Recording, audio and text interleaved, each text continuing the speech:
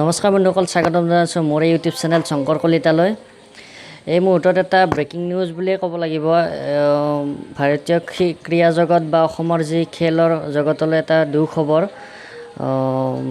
হিমা দাসে যি 200 মিটাৰ দৌৰ খন্তেক সময় আৰম্ভ হৈছিল, তাতে কিবা এটা বিসংগতিৰ কাৰণে মানে হিমাৰ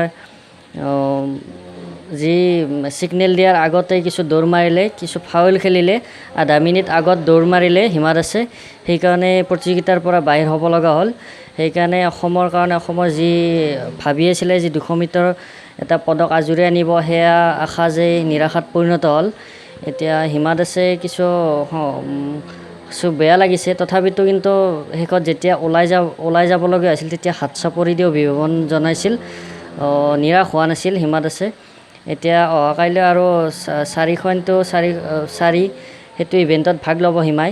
কিন্তু যি 200 মিটাৰৰ যি ভাগ লোৱাৰ যি এটা কথা আছিলে, যি আজি এপাহ সপোন দেখাইছিল গোটেই অসমবাসী ৰাইজে, এটা পদক আজুৰি আনিব, 400 মিটাৰ দৌৰৰ দৰে এটা পদক আজুৰি আনিব বুলি ভাবিছিল, সেই আশা নিৰাশাত পৰিণত হৈছে এই মুহূৰ্তত।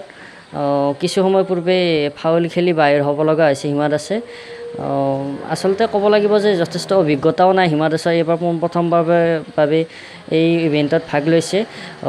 তাৰ যি কমিউনিটাৰসকল আছিল তেখেতসকলে কৈছে যে অভিজ্ঞতা কম হিমা দাসৰ, সেয়ে হয়তো কিবা লেফাৰী কিবা চাউণ্ডৰ কাৰণে হয়তো কিবা এনেকুৱা হ'ব পাৰে, বা ফিল্ডখনৰ কিবা চাউণ্ডৰ কাৰণে হয়তো ছিগনেল দিয়া বুলি দৌৰ মাৰিব পাৰে, আধা ছেকেণ্ড আগত দৌৰ মাৰিছিল। বাকী যি কি নহওক, হিমা দাসৰ এইটো খেলৰ কাৰণে আমি সকলো অসমবাসীয়ে কিছু বেয়া লাগিছে। তথাপিতো আমি সেয়া কিছু হিমা দাসৰ ভুল ক্ৰুটি বুলি ভাবিব লাগিব।